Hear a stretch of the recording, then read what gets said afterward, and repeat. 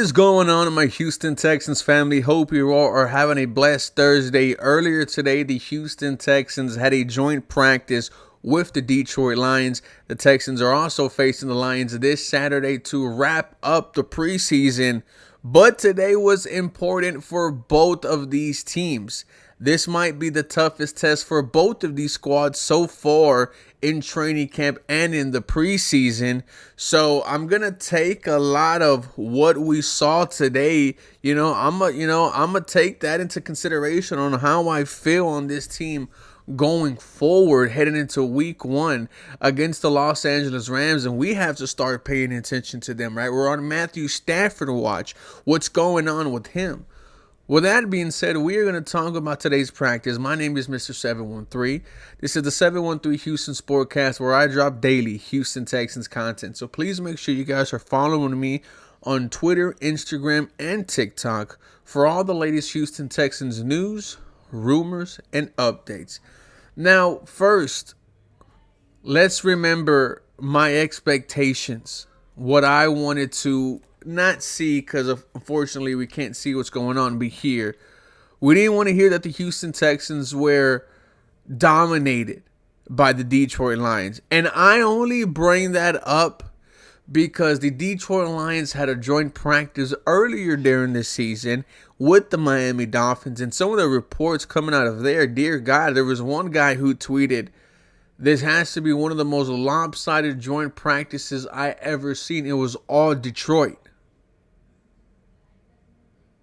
Detroit is being viewed as one of those teams that are going to be the best in the NFC.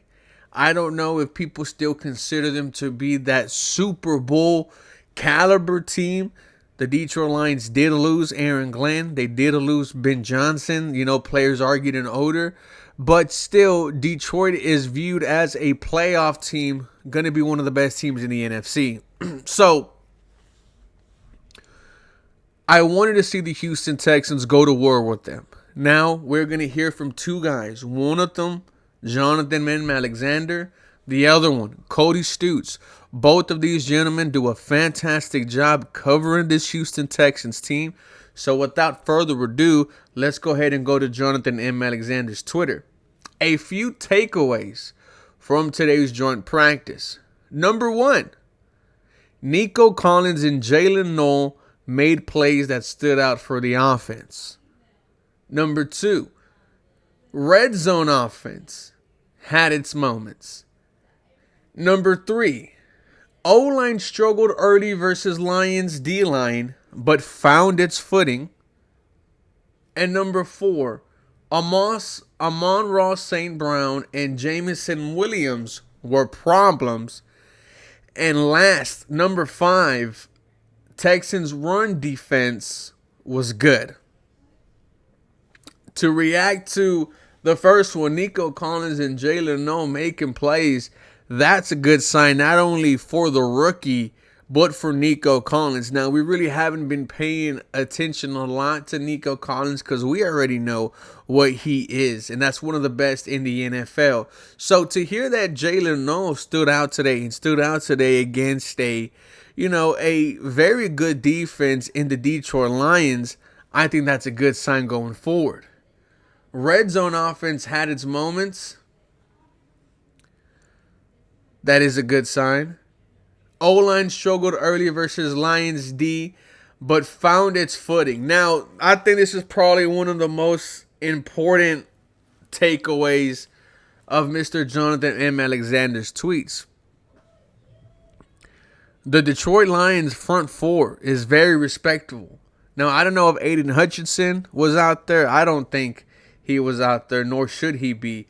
But still, nonetheless, a good front four from Detroit. It's not surprising to hear that the offense struggled early, but it's also not surprising to hear that they got it going later on. It's been that way the last couple of practices. It's been that way for a couple of players, right? Not having a fast start, but as practice goes on, as this training camp goes on, these players are getting better. Amon-Ra St. Brown and Jameson Williams are problems. No surprise there. Amon-Ra St. Brown is one of the best wide receivers in the NFL.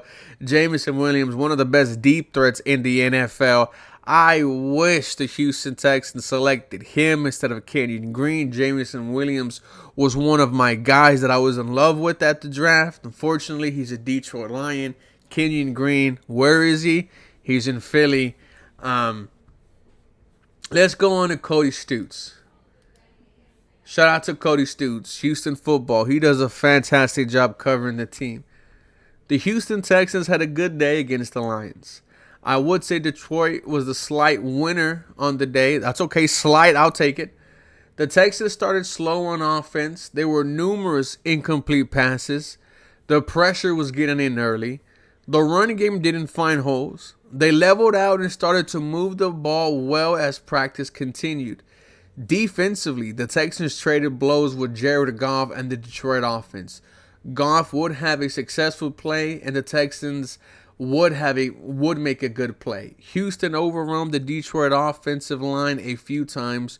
Detroit has so many playmakers to try to stop. Their defense had some good reps against Davis Mills. The Texans put a hurting on former Houston quarterback Kyle Allen.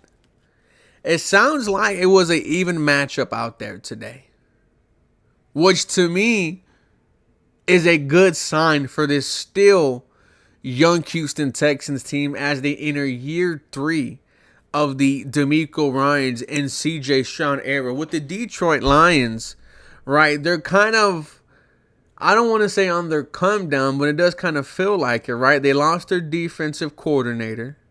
They lost their offensive coordinator after he decided to stay one more season. A lot of people are expecting the Detroit Lions to take a dip.